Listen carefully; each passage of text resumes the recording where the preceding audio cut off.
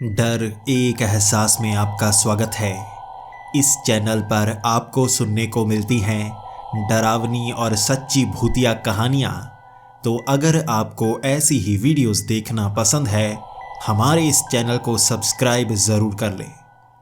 तो अब बढ़ते हैं आज की कहानी की ओर।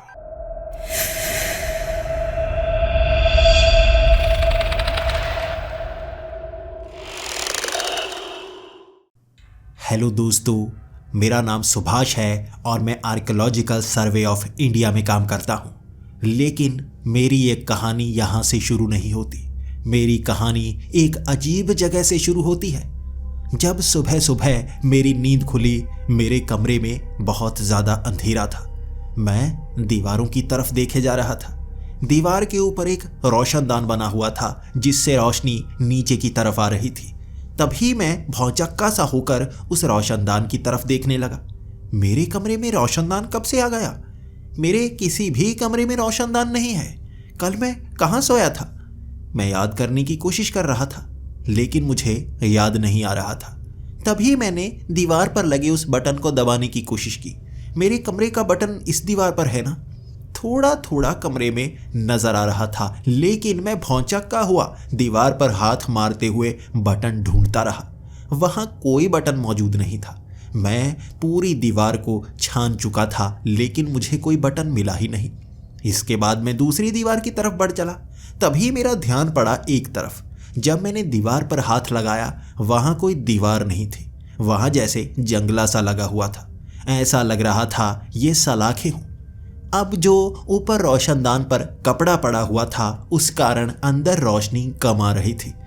किसने रोशनदान पर कपड़ा डाला होगा? क्या मैंने डाला होगा? मैं यहाँ कब आया? कैसे आया? कुछ समझ में नहीं आ रहा।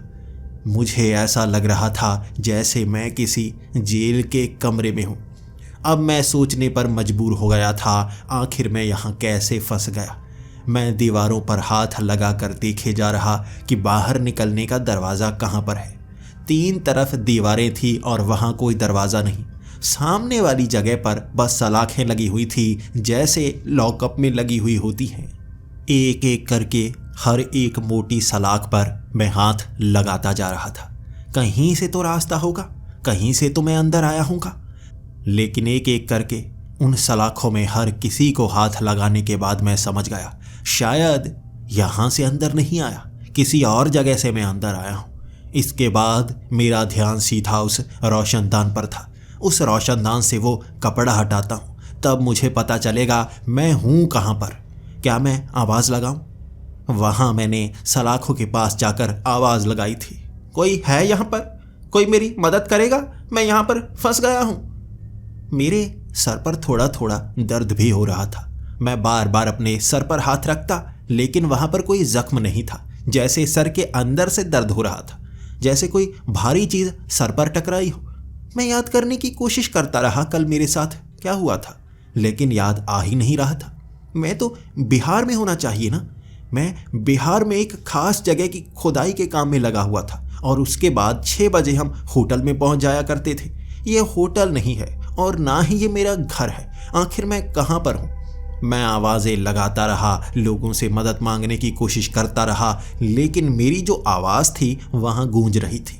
ऐसा लग रहा था ये बड़ा सा गलियारा हो या सामने कोई बड़ा सा हॉल हो, लेकिन अंधेरा इतना था मुझे साफ साफ कुछ भी नज़र नहीं आ रहा था। ये ऊपर रोशनदान से कपड़ा तो हटाना ही होगा। अब मैं उस दीवार पर चढ़ने की कोशिश करने लगा, लेकिन दीवार बहुत ज़्यादा सपाट। भले ही मैंने ट्रेनिंग ली हुई थी ऐसी दीवारों पर चढ़ने की, लेकिन आज शरीर साथ नहीं दे रहा था और वो रोशनदान भी 14 से 15 फुट की ऊंचाई पर था। छलांग लगाकर भी मैं उस रोशनदान तक पहुंच नहीं सकता था। इसके बाद दीवार पर चढ़ने की कोशिश भी नाकाम। फिर मैं दूसरी दीवार पर चढ़ने की कोशिश करता रहा, वहां पर भी नाकाम। फिर घूम फिर कर मैं सलाखों वाले उस एरिया में पहुंचा। ये पूरी दीवार जैसे सलाखों से बनी हुई थी और मैं सलाखों को पकड़कर खींचने की कोशिश करने लगा। शायद इसे निकालना आसान हो, लेकिन मैं पूरा जोर लगाता रहा। वो 2 से 3 इंच मोटी सलाख जैसे हिलने का नाम तक नहीं ले रही। ऊपर से लेकर नीचे तक थी वो। उसके बाद मैं 2 सलाखों को पकड़कर बीच में पैर फंसाकर उन सलाखों के ऊपर चढ़ने की कोशिश करने लगा। शायद ऊपर से निकलने का कोई रास्ता हो। मैंने जैसे ही ऊपर चढ़कर देखा, अब ज़्यादा ऊपर तक जाया नहीं जा सकता था। हाथों में पसीना आ जाता और मैं फिसल कर नीचे आ जाता। मैं जितनी भी कोशिश कर रहा था नाकाम हुए जा रहा था। उसके बाद मैंने जो टी शर्ट पहनी हुई थी, मैंने वो टी शर्ट उतारी। अब मैं टी शर्ट को उतार कर उन सलाखों को पकड़ने की कोशिश कर रहा था। यहाँ पर भी नाकामी ही हाथ लग रही थी। ऐसा लगा जैसे ये सलाखें बहुत ज़्यादा चिकनाई से भरी हुई हों। मैं उस टी शर्ट को भी पकड़ने की कोशिश करता, लेकिन फिसल कर फिर से नीचे आ जाता। यानी कि इस दिशा में भी ऊपर जाना नाकामी से भरा था। सवाल दिमाग में घूमे जा रहे थे और अब मैं डरने भी लगा था। कहीं किसी ने मुझे किडनैप तो नहीं कर लिया। कई आतंकवादी हैं जो आर्कियोलॉजिकल सर्वे ऑफ इंडिया वालों को भी धमकी दिया करते हैं कि वो हमें मार सकते हैं। हमारे आसपास सिक्योरिटी रहती है। जहाँ पर भी खुदाई का काम चलता है 5 से 6 पुलिस वाले हमें मिलते हैं, लेकिन ऐसी किसी घटना के बारे में मुझे याद तक क्यों नहीं आ रहा। और हो सकता है होटल के कमरे में किसी ने हमें क्लोरोफॉर्म सुंघाकर बेहोश कर दिया हो और उसके बाद यहाँ पर लाकर फेंक दिया हो। लेकिन मैं अपने 2 दोस्तों के साथ एक कमरा शेयर किया करता था। अगर मुझे यहाँ पर जिंदा लाया गया है तो मेरे दोस्तों को भी जिंदा लाया गया होगा। मैं अपने दोनों दोस्तों का नाम लेकर बड़ी तेजी से चीख रहा था। वहाँ आवाज़ गूंजे जा रही थी और गूंज का मतलब होता है आवाज़ का दूर तक पहुँचना। ऐसा लग रहा था जैसे यहाँ से आवाज़ बाहर निकल ही नहीं रही हो, यहीं पर घूम फिर कर दोबारा मेरे कानों में पड़ रही थी। अब मैं सोच रहा था ऊपर से रोशनदान का वो कपड़ा मुझे हटाना होगा, लेकिन कैसे? मैं जहाँ पर खड़ा था मेरे पाँव में जूते थे। उसके बाद मैंने ज़मीन को हाथ लगाया तो ज़मीन पर मिट्टी थी और ये मिट्टी नरम थी। अब मैं सोच रहा था हो सकता है मुझे यहाँ पर खुदाई करके बाहर निकलने का रास्ता निकल आए। शायद यहाँ कोई ना कोई मैं सुरंग बना लूँ जिससे इन सलाखों के पार चला जाऊँ। अब मिट्टी नरम थी तो हाथों से मैं खोदना शुरू हो गया। मैं उसी दिशा में खोद रहा था जहाँ पर वो सलाखें थी। अब वो सलाखें भी थोड़ी थोड़ी ज़मीन में धंसी हुई थी। मैं एक एक करके सलाखों के नीचे वो खड्डा बनाता गया। 3 फुट का खड्डा बना दिया था और समय लग गया था मुझे 1 घंटे का, लेकिन वो सलाखें वहाँ 3 फुट नीचे तक भी थी। मैं और ज़्यादा हाथ मार कर नीचे तक खड्डा कर रहा था। कितनी नीचे तक होंगी, ज़्यादा थोड़े ना होंगी। यहाँ से बाहर निकलने का और अंदर आने का भी तो कोई ना कोई रास्ता होना चाहिए ना।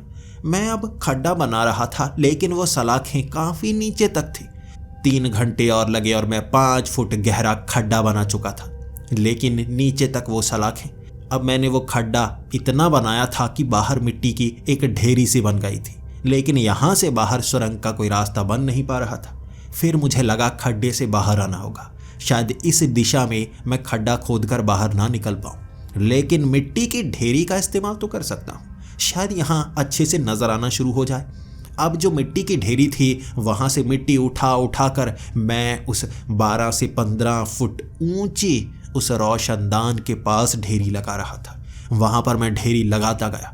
ज़मीन से कई जगह मिट्टी निकल रही थी, कई जगह से पत्थर निकल रहे थे। अब पत्थरों से काम आसान होता जा रहा था। पत्थरों से मैं उस मिट्टी की ढेरी को कूट कूट कर सीढ़ियाँ जैसे बनाता गया। वहाँ आसपास जितनी मिट्टी थी मैं बार बार उठाकर एक जगह लगाता गया और ये ढेरी काफ़ी ऊंची हो गई थी। हाथों से ऐसे ही काम किया जा सकता है।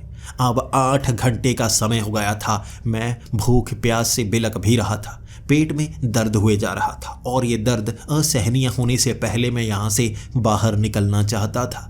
अब मैंने यहाँ पर 7 से 8 फुट ऊंची ढेरी बना दी थी। मेरा कद भी 6 फुट है। अब मैं उस ढेरी के बिल्कुल ऊपर की तरफ चढ़ने लगा। मिट्टी कई जगह से नरम थी, जिस कारण पैर बीच में धंस जाता और मैं उस पत्थर को फंसाकर फिर भी ऊपर जाने की कोशिश करता। अब उस रोशनदान तक मेरा हाथ पहुंचने ही वाला था। मैंने छलांग लगाई और वो कपड़ा जो रोशनदान पर टांगा हुआ था उसे खींच डाला। ये सूरज की किरण थी जो उस रोशनदान से यहाँ अंदर तक आ रही थी और अंदर जैसे रोशनी घिर चुकी थी और दूर दूर तक नजर आना शुरू हो गया। मैं एक सेल में बंद था, जैसे मुझे कैद किया गया हो, और यहाँ ऐसे ही कई और सेल थे, जैसे ये कोई पुराने ज़माने की जेल हो। यहाँ भी एक सेल और सामने भी एक सेल, दाईं तरफ भी एक सेल और बाईं तरफ भी एक सेल। ये गलियारा था और जहाँ तक मैं देख पा रहा था दूर दूर तक मुझे सेल नज़र आ रहे थे। किसी जेल में मुझे कैद किया गया है, लेकिन ऐसी जेल से मैं निकलूँगा कैसे? इंतज़ार करना होगा। जिसने मुझे कैद किया होगा वो यहाँ पर आएगा ज़रूर, लेकिन इतने घंटे मैं बिता चुका था, कोई भी मेरी हालत जानने के लिए नहीं आया था। इसलिए मन घबरा भी रहा था। हो सकता है हमेशा के लिए मुझे यहाँ कैदी बनाया गया हो और मरते दम तक यहीं मैं तड़प तड़प कर सहता रहूँगा। मुझे कोशिश करनी होगी, यहाँ से बाहर निकलना होगा। यकीनन ये किसी आतंकवादी का काम है जिसने मुझे कैद कर लिया है और मुझे यहाँ से बाहर निकलना ही होगा। लेकिन कैसे? अब उस रोशनदान में थोड़ी बारीक सलाखें लगी हुई थी। मैं उस कपड़े को तो खींच पाया था, लेकिन उन सलाखों तक हाथ पहुँच नहीं रहा था। ये बिल्कुल सीधी सपाट सी सलाखें थी और नरम लग रही थी। ये रोशनदान ज़्यादा चौड़ा नहीं था, लेकिन 2 बाय 2 या 3 बाय 3 जितना तो होगा। अगर मैं सलाखों को खींच पाऊँ तो यहाँ से बाहर निकल पाऊँगा, और बाहर से धूप आ रही है। इस सेल से बाहर निकलने का शायद यही एक रास्ता है। उसके बाद मैं और ढेरी को ऊंचा करता गया। अब उन सलाखों तक हाथ पहुँचाना था, और हाथ ही नहीं पहुँचाना था, इतना नज़दीक पहुँचना है कि सलाखों को मैं खींच पाऊँ। और मैं ये कोशिश करने ही वाला था, तभी धप धप की आवाज़ आने लगी। ऐसा लग रहा था जैसे पूरी की पूरी जेल मिट्टी से बनाई गई हो।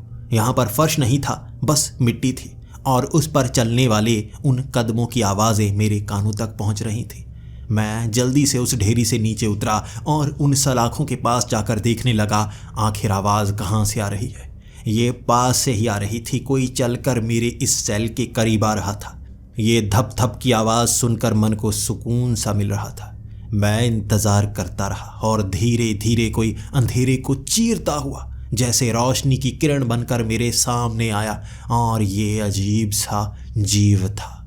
इसकी 6-7 बाजुएं थी, इसकी मकड़ी जैसी टांगें थी, और धीरे धीरे चलता हुआ ये बिल्कुल सामने आ गया। और इसकी एक बड़ी आँख, इसका पूरा का पूरा मुंह जैसे एक आँख जैसा था, और मेरी तरफ देखते हुए वो कांपने लगा था। पीछे वाली ढेरी पर उसकी नज़र थी, और उसकी गर्दन जैसे ही ऊपर उठी, उसका मुंह उसकी गर्दन पर था। कैसा जीव है ये! मैं उसे देखकर एक एक कदम पीछे हटाता हुआ दीवार से सट गया था, और अपना मुंह खोलकर उसने कहा, तुम भाग नहीं सकते, यहाँ से कोई भाग नहीं पाता। तुम कैदी हो और यहीं पर रहोगे। भागने की कोशिश मत करना, वरना तड़पा तड़पा कर मारे जाओगे। मैं घबरा चुका था और डरते डरते मैंने भी मुंह खोला, लेकिन मैं कैदी क्यों हूँ? मैंने तुम्हारा क्या बिगाड़ा है और मुझे यहाँ क्यों लाया गया है? और तुम क्या चीज़ हो? कोई कॉस्ट्यूम पहनी है क्या? उसने अपनी बाजू उस सेल के अंदर डाली थी। पतली सी बाजू थी, लेकिन रबर की तरह खींचती हुई मेरी गर्दन तक पहुँच गई। वो रबर जैसी बाजू में सामने हाथ उभर कर आ गया था, जिसने अपने नाखून मेरी गर्दन में गड़ाए थे। वो दर्द, रीढ़ की हड्डी को छू रहा वो नाखून जैसे मांस के अंदर से दर्द देने के लिए ही जैसे अंदर घुसाया गया था। मैं टांगों से कांप रहा था, ये दर्द असहनीय था। आंखें बंद हो गई और तभी उसने वो नाखून मेरी गर्दन से निकाले। अब उसने गर्दन में नाखून इतने बारीकी से फंसाए थे कि खून थोड़ा थोड़ा बह रहा था, लेकिन ज़्यादा तीखे नहीं थे वो नाखून। इसलिए मैंने गर्दन पर हाथ रखा ताकि मेरा ज़्यादा खून ना बह जाए। अब मैं उसकी तरफ देखता गया और उसने वो बड़ी सी आंख मेरी तरफ गड़ाई और कहा, दोबारा कोशिश मत करना, मैं यहाँ की रक्षा करता हूँ, किसी को भी इस सेल से भागने नहीं देता। तुम भी भाग नहीं सकते। अगर यहाँ से बाहर मुझे दिखे तो तुम्हें नोच नोच कर मार डालूंगा। दीवार से ही सटा रहा था मैं, और धप धप की वो आवाज़ करता हुआ दूर निकल गया वो। मैं यहाँ पर बैठ गया था। क्या था ये क्या चीज़ थी? कोई शक्तिशाली सा जीव था, जैसे कोई शैतान हो। लेकिन क्या भूत प्रेत होते? मैं इन पर ज़्यादा यकीन नहीं किया करता था। कई बार हमारे साथ ऐसी घटनाएं हो चुकी हैं जिससे अब थोड़ा थोड़ा यकीन ज़रूर हो रहा था, लेकिन कभी भूत नहीं देखा था मैंने, और ऐसा शैतान जिसके बारे में कहीं पर कोई जिक्र तक नहीं।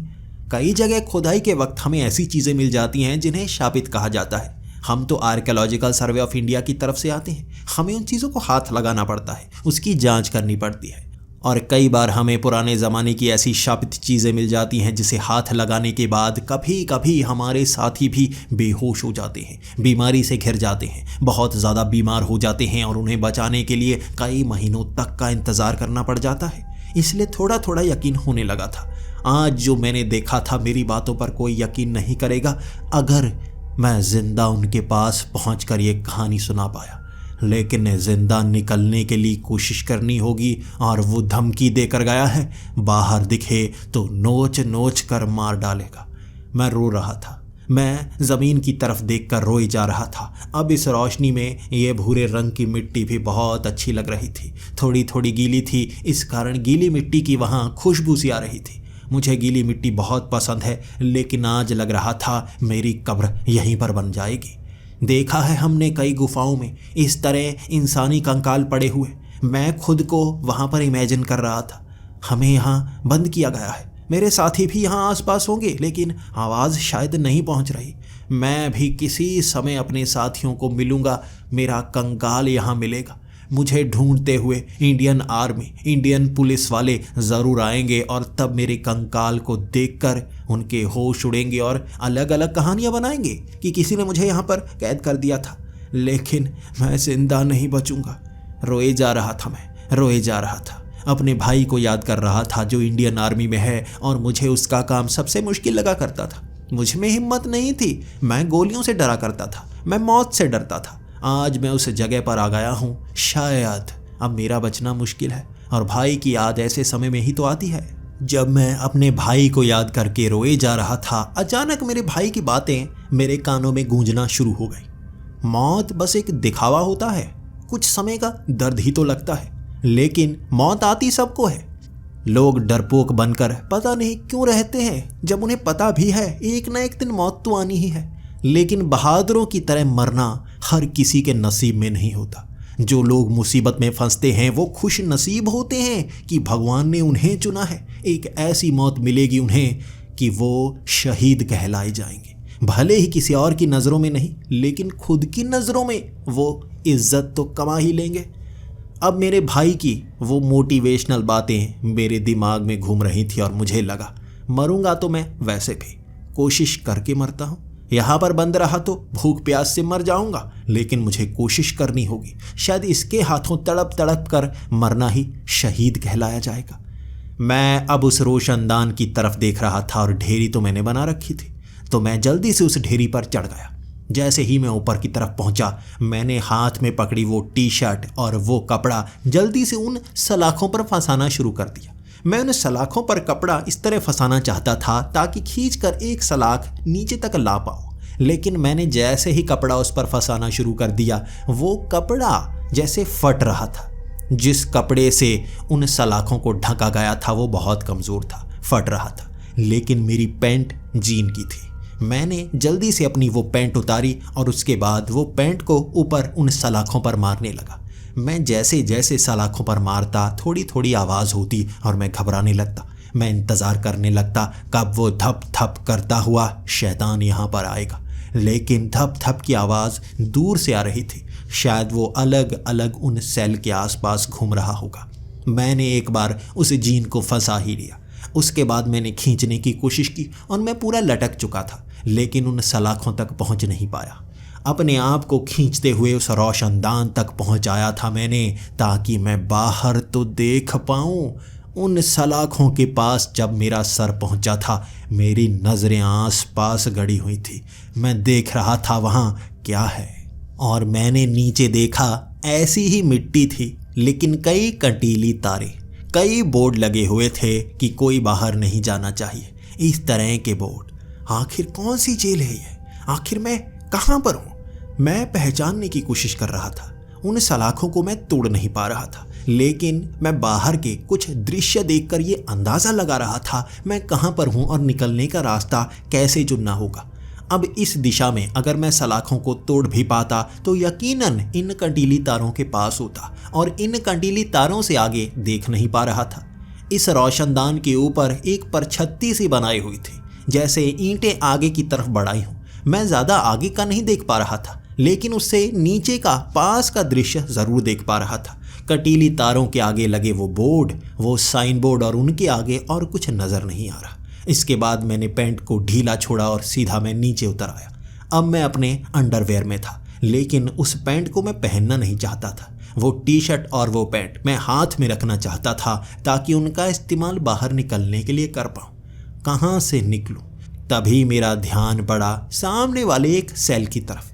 वहाँ पर भी ऐसी सलाखें लगी हुई थी, लेकिन उन सलाखों के ऊपर पतली वाली सलाखें भी जैसे जोड़ी गई थी। मैंने अपने सेल की सलाखों की तरफ देखा। ऊपर सच में आड़े तरफ की वो सलाखें पतली थी। वहाँ चढ़कर देखता हूँ, शायद उसे मैं तोड़ पाऊँ, लेकिन ऊपर चढ़ूँ कैसे? यहाँ ढेरी इस तरफ लगाई तो मिट्टी बाहर की तरफ गिरना शुरू हो जाएगी। मेरा दिमाग बड़ी तेज़ी से काम कर रहा था, और जिंदा रहने के लिए दिमाग सच में तेज़ हो जाता है। रोशनी के कारण इन सलाखों के बीच लगे हुए छोटे छोटे फट्टे नजर आए। मैं इन्हें सीढ़ियों की तरह इस्तेमाल कर सकता था। पहले तो ये नजर आ ही नहीं रहे थे। अब एक तरफ मैंने टांग फंसाई, एक फट्टे पर पैर रखा। अब दूसरी तरफ वाला फट्टा काफ़ी दूर था, लेकिन उस पर पैर रखते ही थोड़ा सा मैं ऊपर की तरफ हुआ। अब हाथ एक और फट्टे को पकड़ने के लिए पहुंच चुका था। वहाँ उस फट्टे को पकड़ते ही एक और फट्टा जो ऊपर था, अपने शरीर को खींचकर मैंने उस पर पैर रख लिया। इस तरह मैं सीढ़ियाँ बनाकर ऊपर चढ़ रहा था, लेकिन ये साधारण सीढ़ियाँ नहीं थी, बहुत दूर दूर, और मेरा पूरा शरीर खींच रहा था। फिर भी मैं उन पतली वाली सलाखों के पास पहुंच रहा था। जल्दी जल्दी ऊपर की तरफ बढ़ता हुआ मैं उन सलाखों के पास पहुंचा। जैसे ही मैंने एक सलाख को खींचा, वो नरम तरीके से वहां फंसाई गई थी। एक तरफ मैंने उसे घसीटा और एक सलाख बाहर की तरफ आ गई। अब ये जो सलाखें लगाई गई थी, ये बड़े हिस्से पर लगाई गई थी, और 3 सलाखों को आसानी से निकाल लिया मैंने और उसे पैंट में फंसा दिया। अब ये रास्ता था बाहर निकलने का। जैसे मैं यहाँ अंदर ऊपर चढ़ा था, अब उसी फट्टों पर पैर रखता हुआ बाहर वाली साइड से मैं नीचे उतरने लगा। अपने सेल से बाहर आ गया था मैं, और अब मुझे खुशी हुई। आखिर उस सेल से बाहर आने के बाद मुझे आगे का रास्ता पता तो चलेगा। अब धप धप की आवाज़ जिस दिशा से आ रही थी, मैं वहाँ नहीं, उसकी उल्टी दिशा में जाना चाहता था। मैं थोड़ा थोड़ा आगे बढ़ने लगा। जैसे ही अपने सेल से दूर जा रहा था, अंधेरा थोड़ा थोड़ा बढ़ रहा था।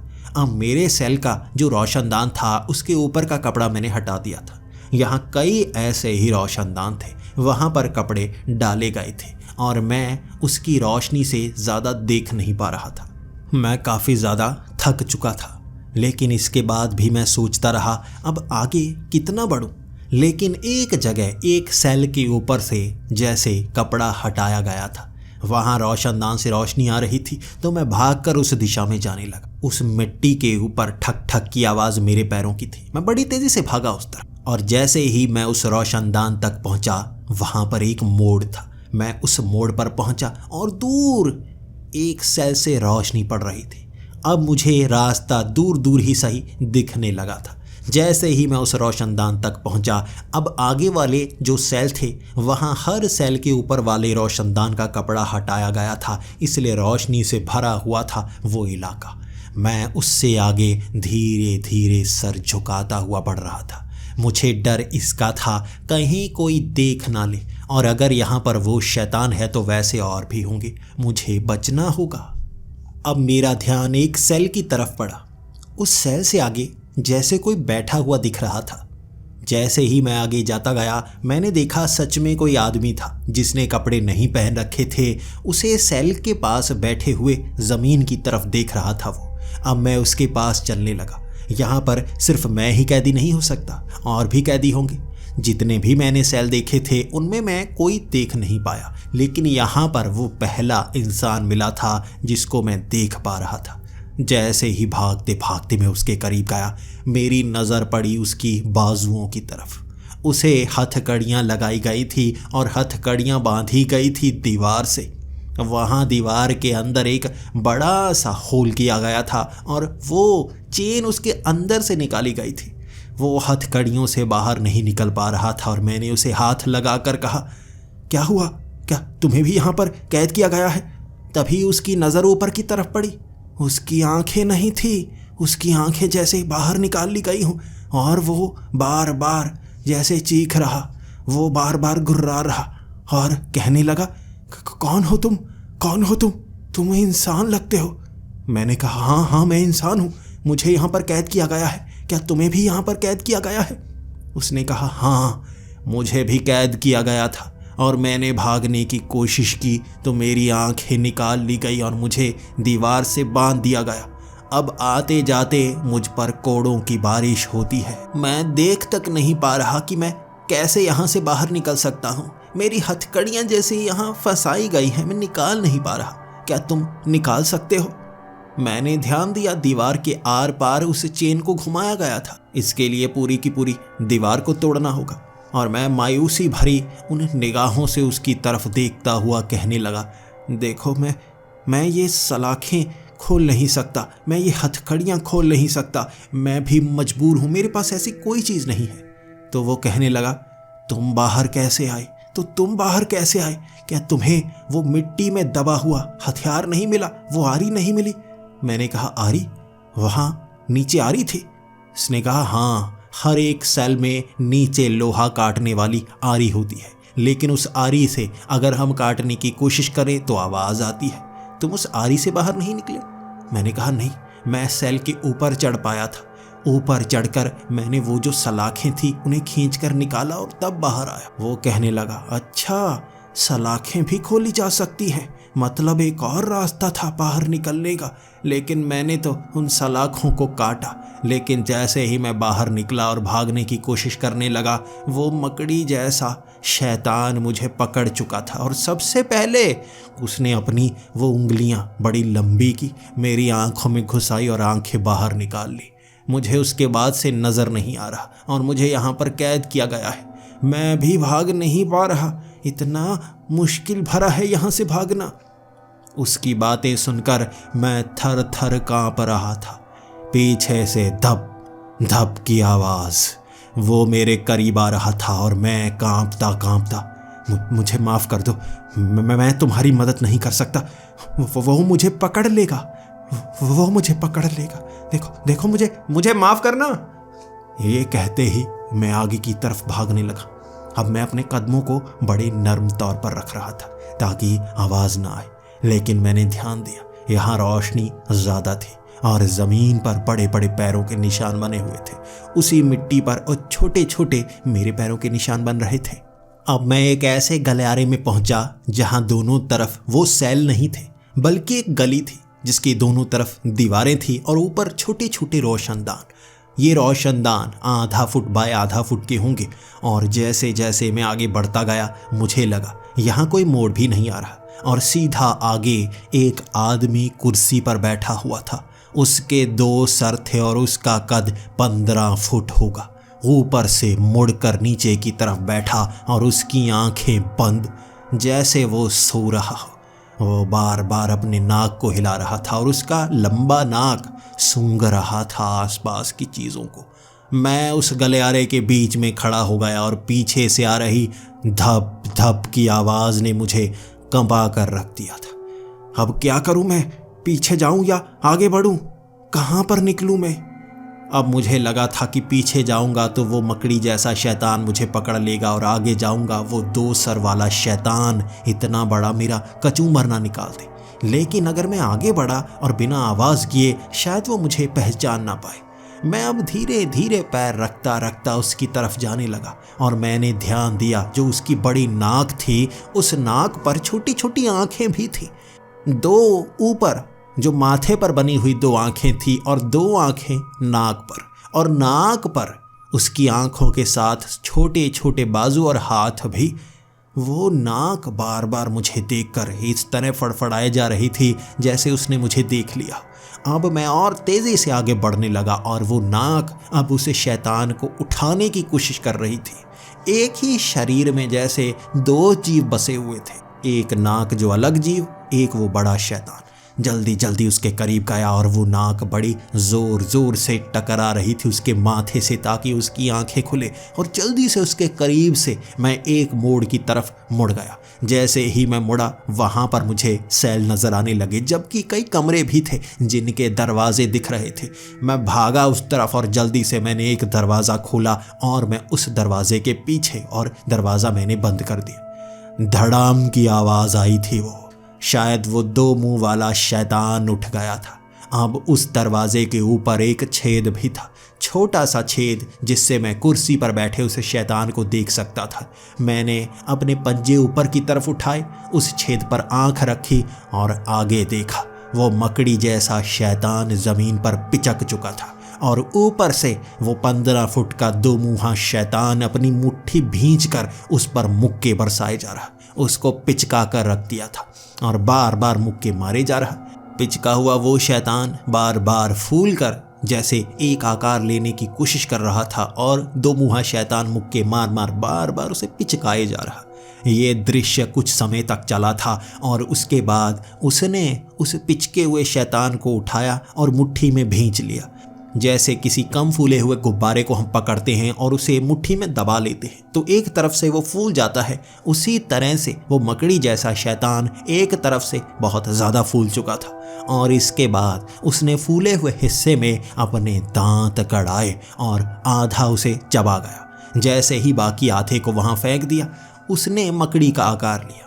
पहले जो बड़े आकार का था अब वो छोटे आकार का हो गया था। उसका कुछ हिस्सा उस शैतान ने खा लिया था। अब वो बड़ी तेज़ी से वहाँ से भाग निकला और ये शैतान कुर्सी पर बैठ गया। मुझे घबराहट इस चीज़ की थी कहीं किसी को पता ना चल जाए कि मैं दरवाजे के पीछे हूँ। जब वो कुर्सी पर बैठ गया, उसकी जो नाक थी उसकी नज़र अभी इस तरफ थी, लेकिन जैसे ही धप धप की आवाज़ दूसरी तरफ से आती वो नाक उस तरफ देखने लगती, जैसे उसका काम था निगरानी करना। और वो बड़ा शैतान जैसे सोए जा रहा था। अब ये समय था कमरे से बाहर निकलने का। मैं इस कमरे में कुछ भी देख नहीं पा रहा था क्योंकि यहाँ बहुत अंधेरा था और छेद से ही बाहर देख पा रहा था। ज़मीन थोड़ी गीली गीली सी लग रही थी, लेकिन जैसे ही वो धप धप की आवाज़ करीब आई वो नाक की नज़र उस तरफ गड़ गई। मैं पहचान चुका था वो पैटर्न। 10 से 15 मिनट वो नाक सिर्फ उस तरफ देखती रहती और जैसे ही वो धप धप की आवाज़ बढ़ी वो नाक उस तरफ हुई। मैंने दरवाज़ा खोला और मेरी नज़र अपने पैरों की तरफ पड़ी। मेरे पैर गीले थे, खून से गीले थे और पीछे दरवाजे के कई लाशें पड़ी थी जिनसे खून टपक रहा था और पूरी जगह गीली हो चुकी थी। मैं कांपता हुआ धीरे से दरवाज़ा बंद करके एक गलियारे में आगे बढ़ने लगा। अब वो नाक उसी तरफ घूर रही और मैं बिल्कुल सीधी गली में आगे तेज़ी से जाए जा रहा। उसकी नज़र ना पड़ जाए इस तरफ मैं बस डर रहा था। तभी मैं तेज़ी से भागता भागता वहाँ से दूर निकल गया। मुझे सामने फिर से सलाखें नजर आई, लेकिन अब इस जेल से बाहर निकलने वाला ये गेट था। ये 15 से 20 फुट का गेट और छत से लगा हुआ, नीचे ज़मीन से लगा हुआ। यहाँ पतली सलाख कोई भी नहीं थी। मैं बाहर देख पा रहा था। इतना समय बीत गया था, रात का समय, और बाहर चांद की रोशनी। ये जैसे कोई पार्क जैसा लग रहा था। बाहर घास भी दिख रही थी, लेकिन दूर तक मैं देख नहीं पा रहा था। आगे एक छोटी सी दीवार थी, ये 5 फुट की दीवार होगी। उससे पहले वो कंटीली तारें और वो साइन बोर्ड। शायद ये वो जगह है जहाँ से बाहर जाया जा सके, लेकिन इन सलाखों को खोलेंगे कैसे? और यहाँ पर कैसे कैद किया गया है इन शैतानों को? और मुझे अंदर तो कहीं ना कहीं से लाया गया होगा ना। अब पीछे से धप धप की आवाज़ भी आई जा रही थी और वो 2 मुँहे शैतान के जैसे मुक्के मारने की आवाज़ें भी। जैसे अलग अलग दिशाओं से वो आ रही आवाज़ें मुझे डरा रही थी। यहाँ कई वैसे शैतान हैं और शायद यहाँ कई मंजिला इमारत है। अब मुझे यहाँ से बाहर निकलना है, ना तो मैं ऊपर चढ़ सकता हूँ। अब क्या करूँ? मैं बस वहीं खड़ा, लेकिन तभी धप धप की आवाज़ करीब आने लगी और मुझे लगा मैं मरने वाला हूँ। तभी पता नहीं कैसे दिमाग में आया ज़मीन खोदता हूँ। मैंने ज़मीन खोदना शुरू कर दी, क्योंकि मिट्टी सबसे नरम थी। ना तो दीवारों को तोड़ा जा सकता था, ना सलाखों को, लेकिन मिट्टी में छेद बनाया जा सकता था। मैं मिट्टी खोदना शुरू हो गया और वो सलाखें ज़मीन के अंदर नहीं थीं। जल्दी जल्दी मिट्टी को हटाता गया और उस छेद में अपने शरीर को घुसाता गया। आधा मैं उन सलाखों के बाहर था, आधा मैं उन सलाखों के अंदर था। मैं जैसे ही थोड़ा घिसट कर आगे निकलने लगा और आगे वाली मिट्टी को भी खोद कर अब मैं मिट्टी आगे फेंक रहा था। अपने शरीर को मैं आगे निकाल पाया, लेकिन टांगें पीछे ही थी और धप धप की आवाज़ करीब, और वो भागकर करीब आ रहा था। उसे पता चल गया था कोई इस जेल से बाहर भाग रहा है और मुझे पकड़ने के लिए मेरे करीब। उसने अपने नाखून मेरे एक पंजे में गड़ा दिए थे और दर्द से बेहाल मैं उस पंजे को खींचने की कोशिश कर रहा। ये नाखून नहीं, जैसे दांत थे जो इस तरह गड़े थे कि मैं खींच ही नहीं पा रहा अपनी टांग को। दर्द के मारे मुझे लगा मैं पकड़ा गया और सलाखों से उसने अपना पंजा निकाला और नाखून को मेरी गर्दन में गड़ाने ही वाला था। तभी मैंने अपनी उस जीन से उसके नाखूनों को जैसे बंद कर दिया। मैं जीन को उसके ऊपर लपेट चुका था। उसके बाद जो मेरे पंजे में गड़े हुए उसके नाखून थे, मैंने अपने पैर को तेजी से खींचा। वो नाखूनों ने मेरे पैर को फाड़ दिया था और मेरा पैर, जिससे खून बहे जा रहा, किसी तरह से अपने पैर को खींच पाया था मैं। लेकिन वो जीन को खींचते ही वहाँ उन कटीली तारों के पास वो अपनी बाजू को लंबी कर रहा था रबर की तरह, और मुझे इससे पहले ही यहाँ से बाहर निकलना था। मैंने अपने पैर पर जल्दी से वो जीन बांध ली ताकि खून ज़्यादा ना बह जाए। और ये जो कटीली तारें थी, ये कोई बाड़ा नहीं बनाया हुआ था। ऊपर कंटीली तार, नीचे कंटीली तार, और छोटी छोटी जगह छोड़ी गई थी जैसे यहाँ से बाहर निकलना हो। लेकिन ये थी 1-1 फुट की जगह। मैं जैसे ही कंटीली तारों के बीच से निकलने लगा, ऐसा एहसास था जैसे आप झाड़ियों को हटाते हुए आगे बढ़ रहे हो, लेकिन ये कंटीली झाड़ियाँ हों और शरीर पर मेरे एक भी कपड़ा नहीं था। मैं अपने शरीर पर वो खरोंचे खाते हुए जो उन कंटीली तारों की थी, बड़ी दर्द सहते हुए आगे बढ़ रहा था। शरीर से खून बहने लगा था और दर्द से चीखता हुआ उसकी उंगलियां मेरे करीब थी। वो अपनी उंगलियों को लंबी कर पा रहा था और मैं अपने शरीर को कटता हुआ देख फिर भी मरने से बचने की कोशिश करता हुआ वहां आगे बढ़ने लगा। तभी वो दीवार के पास पहुंचा था और वहां कंटीली तारें नहीं थी। नीचे थोड़ा थोड़ा पानी बह रहा था, जैसे एक पानी की धार बनाई गई हो। यहाँ इस पूरी जेल के आसपास पानी बह रहा हो।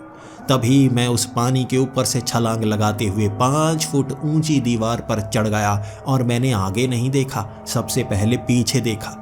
वो जो शैतान था उसकी बाजू उन कंटीली तारों के बीच से निकलती हुई आगे बढ़ रही थी रबर की तरह, और मैंने उस जेल को देखा, दुनिया की सबसे विशाल जेल, जिसके वो जो सेल थे इतनी दूर तक बने हुए मैं देख तक नहीं पा रहा। वहाँ अंधेरा था, एक तरफ धुंध, दूसरी तरफ बादल, कई किलोमीटर लंबी जेल, और ऊपर कितने मंजिला थी ये मैं देख पा रहा था, 20 मंजिल, और ऊपर तो बादल थे उसके भी ऊपर जा रही थी।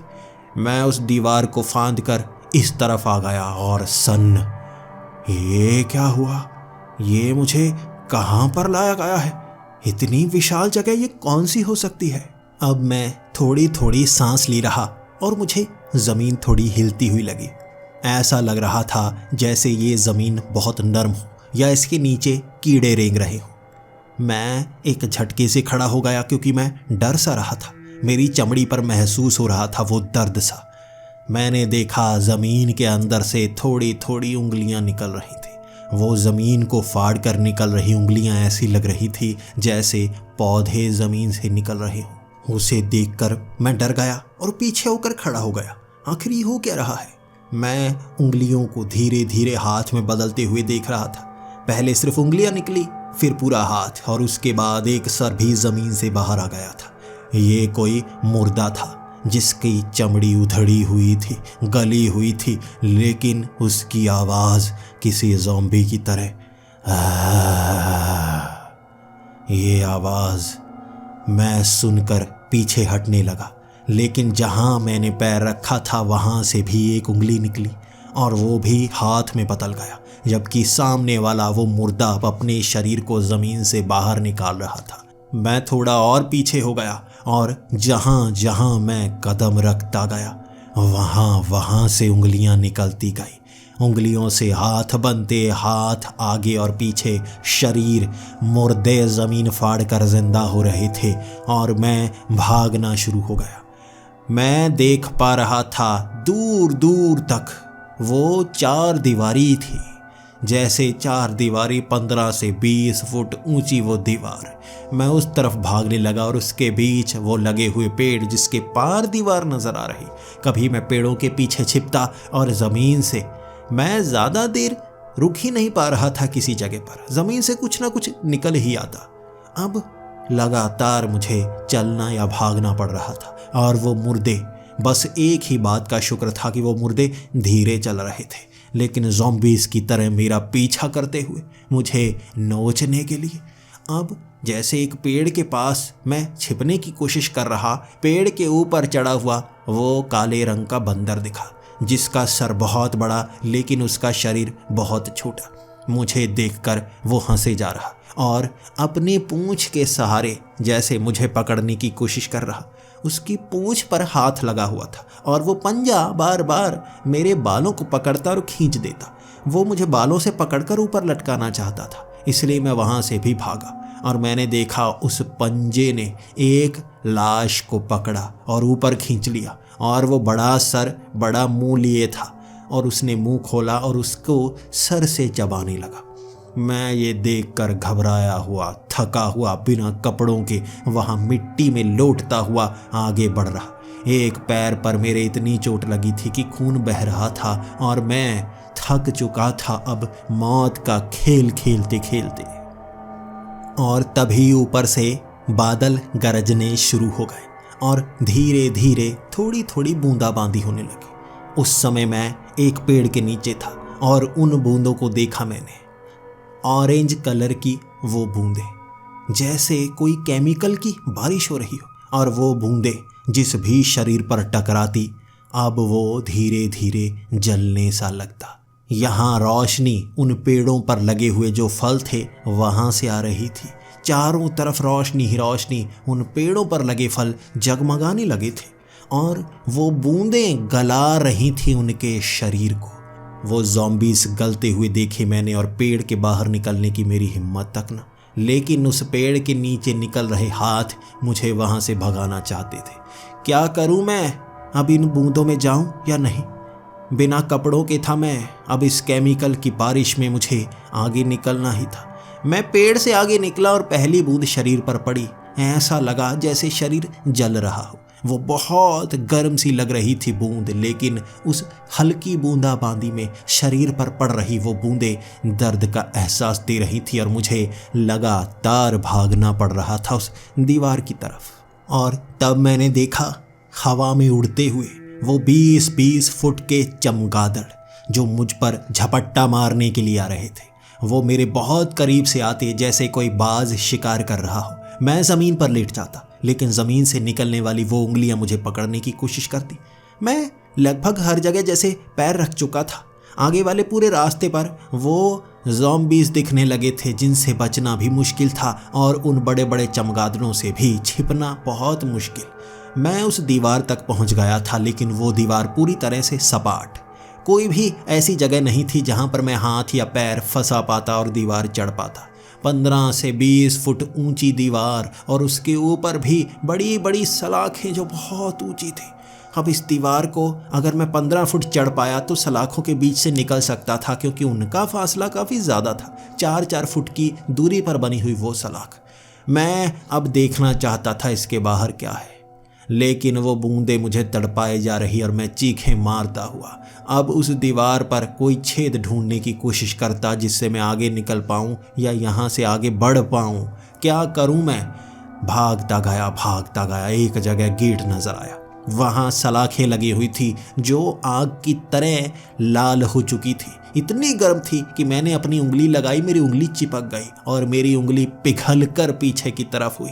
मैंने अपने आगे वाली उंगलियों के हिस्से खो दिए थे, लेकिन उन सलाखों के पार नजर आ रहा था। आगे रास्ता था, सड़क बनी हुई थी और वो सड़क सामने उस रोशनी की तरफ जा रही थी।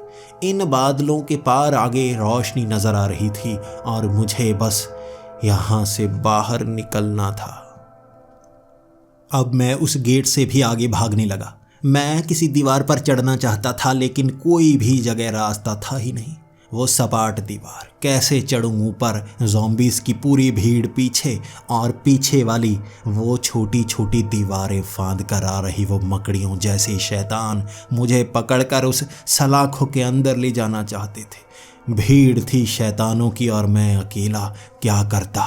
मैं बस कोशिश करता जा रहा था, थकता जा रहा था। शरीर पर निशान ही निशान और शरीर से बहता खून, बूंदें उस मिट्टी पर नजर आ रही थी मुझे। वो ज़ॉम्बीज़ मेरे करीब। अब मैं इतना थक चुका था, भाग नहीं पा रहा था। मैं भी उसी तरह रेंगते हुए आगे बढ़ रहा था। उनकी रफ्तार भी वैसी ही, बस मेरे शरीर को छू पाते, कभी मेरी बाजू को पकड़ पाते। मैं खींच कर अपनी बाजू छुड़ा लेता और ज़िंदा रहने के लिए आगे। उसके बाद उस भीड़ से थोड़ा आगे निकला था तो मुझे उस बड़े से चमगादड़ ने उठा लिया। मैं क्या करता, मैं इतना धीमा हो गया था कि मैं बच तक ना पाया। उसने मुझे उठाया और मैं जब हवा में था मैंने उसके पंजों को पकड़ा। उसके पंजे नर्म थे। वो चमगादड़ के जो पैर थे वो नर्म थे, पैर की हड्डियां नर्म थी, तो मैं पैर को मरोड़ पाया। उसकी एक हड्डी तोड़ दी तो उसका पंजा ढीला पड़ गया। अब दूसरे पंजे पर लटका था मैं। जैसे ही उस पर भी मैंने अपनी उंगलियां गड़ाई, वहां उसने मुझे छोड़ दिया और मैं लगभग 12 फुट ऊपर से गिरा था, मिट्टी पर धड़ाम। ये मिट्टी नर्म थी इसलिए दर्द तो हुआ, लेकिन मैं सह गया। मैं सीधा गिरा था मिट्टी पर और मैं जैसे ही उठने की कोशिश करता, एक चमगादड़ फिर से उठा कर ले गए। लेकिन चमगादड़ों से बचा जा सकता था। फिर से मैंने उनके वो पंजे मरोड़े और मैं उन ज़ॉम्बीज़ की भीड़ के ऊपर, उनके सरों के ऊपर जैसे उन्हें नीचे लेटा दिया और फिर मैं एक तरफ लौटकर और आगे बढ़ने की कोशिश करने लगा। मैं इतना थक चुका था, मौत को कबूल करने का इंतज़ार कर रहा था। आखिरी क्षण तक मैं बस लड़ना चाहता था। मैं घिसटकर आगे बढ़ने लगा और वो नोचने वाले शैतान घेर चुके थे। तभी मुझे एक बड़े चमगादड़ ने फिर से उठा लिया। अब मुझे लगा जैसे सब शैतान मुझे पकड़ने वाले थे और ये फरिश्ता बनकर आया चमगादड़ मुझे उठा रहा है। वो चमगादड़ वैम्पायर की तरह था, उसके बड़े बड़े दांत, और वो दांत गड़ाने की कोशिश तो करता लेकिन उसका शरीर नर्म था। मैं जैसे ही उसके शरीर में अंगूठा गड़ाता उसके दांत ऊपर की तरफ हो जाते और वो चीख पड़ता। तभी मेरे दिमाग में एक तरीका आया, उड़ने वाली सवारी। वो मुझे खींच कर ऊपर ले गया था और मैं 20 से 22 फुट ऊपर था। 15 फुट ऊंची दीवार से भी ऊपर निकल गया था। एक तरफ मैंने पंजे में अंगूठा गड़ाया और उसने मुझे छोड़ दिया। अब मैं उसकी एक टांग पर लटका हुआ था। ये दाईं तरफ वाली टांग थी और वो दीवार भी दाईं तरफ थी, तो वो दाईं तरफ थोड़ा सा झुक गया। मेरे वजन के कारण वो इस तरफ आए जा रहा था और मैं उस सलाख के बहुत करीब, और मैंने फिर से अंगूठा उसके पैर में थोड़ा सा गड़ाया ताकि उसे दर्द हो लेकिन वो मुझे छोड़े ना। उसने पंजा ढीला किया और इस तरफ मैं और ज़्यादा हो गया। सलाखों को पकड़ लिया था मैंने और मैंने अपना वो अंगूठा उसकी आंख में गड़ा दिया। वो मुझे छोड़कर वहाँ से जा चुका था और बाकी चमगादड़ अब अपनी बारी के लिए झपट्टा मारने नज़दीक। मैंने उस सलाख को पकड़ा और मैं घिसटता हुआ नीचे 15 फुट ऊंची दीवार पर चढ़ गया था जिसकी दूसरी तरफ घास लगी हुई थी। और मैंने ध्यान दिया वो बड़ी बड़ी सलाखें आसमान की तरफ जा रही थी, लेकिन दीवार पर मैं चढ़ चुका ये भी देख पा रहा था दूसरी तरफ ऐसी कोई भी चीज़ नहीं थी। सामने रोशनी बादलों के पार। आंखें बंद की मैंने और 15 फुट ऊंची दीवार से छलांग लगा दी उस घास के ऊपर। धड़ाप करके गिरा था मैं और मेरे पैर की दोनों हड्डियां टूट गई थी। फिर भी मेरी बाजू में जान थी और मैं उससे घिसट कर आगे जाने लगा। वो गेट के पीछे से घूर रहे सब शैतान चीख रहे थे और मैं घिसट कर रोशनी की तरफ बढ़ रहा। यहाँ कोई आ गया तो मैं मारा जाऊंगा। मैं बचने वाला नहीं, लेकिन वहाँ कोई नहीं आया। वो नर्म सड़क थी जैसे रबर जैसी, और मेरे शरीर से निकलता हुआ वो खून जैसे उस जगह को और भी नर्म बना रहा। चिकनाई पर फिसलता आगे बढ़ रहा था मैं। मेरा खून चिकनाई बना रहा था। घबराहट हो चली थी, खून खत्म होने की कगार पर था मेरा। इतना खून बह गया, मैं जिंदा कैसे हूँ? मैं अपने हाथों के सहारे अब आगे की तरफ शरीर को खींचता हुआ बादलों के पार जाने के लिए बढ़ता गया। रोशनी बहुत करीब थी। रोशनी के पार कुछ दिख नहीं रहा था। मैं रोशनी में जाना चाहता था। मैं खुद को खींचता रहा। नजरें मेरी पीछे नहीं जा रही थी। मैं बस आगे देखना चाहता था। और जैसे ही मैं उस रोशनी में गया, जैसे मेरी आंखों में वो रोशनी चुंधिया गई। क्या है ये? आंखें मेरी दर्द करना शुरू हो गई हैं। कितनी तेज रोशनी! जैसे हम किसी अंधेरे कमरे से धूप में पहुंचते हैं, आंखें दर्द करती हैं ना, वैसे आंखें दर्द कर रही थी मेरी। धीरे धीरे मैं आंखें खोलने लगा। मैं एक कमरे में था। छत देखी मैंने। छत पर एक पंखा लगा हुआ था। मैंने एक तरफ देखा, एक मशीन सी चल रही थी जिसमें से टी टी की आवाज आ रही थी और उससे निकली हुई एक तार मेरी बाजू पर थी। मेरी उंगली पर भी जैसे एक बटन सा लगाया हुआ था। आंखें खोलकर मैं इधर उधर देखने की कोशिश करता रहा। मैं अस्पताल के एक कमरे में था। मैं बस बार बार आंखें चुंधिया पा रहा था। शरीर में इतनी जान नहीं थी। लेकिन मैं यहाँ कैसे पहुंचा? शायद उस कैद से मैं बच पाया और मुझे किसी ने पकड़ लिया और यहाँ पर ले आया। तभी वो दरवाज़ा खोलकर बाहर से भाग कर आते हुए डॉक्टर नजर आए, जो मेरी आंखें खोलकर देखने लगे। 2 नर्स थी वहाँ जो मेरे पैरों को सहलाने लगी थी। मेरा शरीर ठंडा पड़ा हुआ था और बार बार वो पैरों को रगड़ रही। इसके बाद बाहर से और लोग भी आए। मेरे कलीग्स थे वो जो मेरे साथ काम किया करते थे। उन्हें देखकर हल्की सी मुस्कुराहट निकाली थी मैंने। और तभी डॉक्टर कहने लगे थे, करिश्मा हो गया। ये करिश्मा सा हो गया। इनका दिमाग पूरी तरह से काम कर रहा है। ये जैसे बिल्कुल ठीक हो गए। कैसे? आखिर मैंने किसी को कोमा से बाहर आते हुए ऐसे नहीं देखा। हल्के से लफ्जों में उन्होंने कहा था और मैंने भी कहा, कैसे मुझे कहाँ से ढूंढा गया? तो मेरा एक कलीग मेरे पास आकर कहने लगा, तुम आराम करो, देखो तुम्हें कुछ जानने की ज़रूरत नहीं है। वहाँ धीरे धीरे मुझे नींद सी आने लगी थी। और ये नींद का इंतज़ार कब से था, कितना थक गया था मैं। उसके बाद जब नींद खुली, मेरे कलीग्स मेरे सामने थे और मुझे उन्होंने ऊपर बिठाया। 2 दिन मैंने आराम किया था। उसके बाद मुझे उठाया गया। मैं अपने शरीर देख रहा, अपने पैर देख रहा।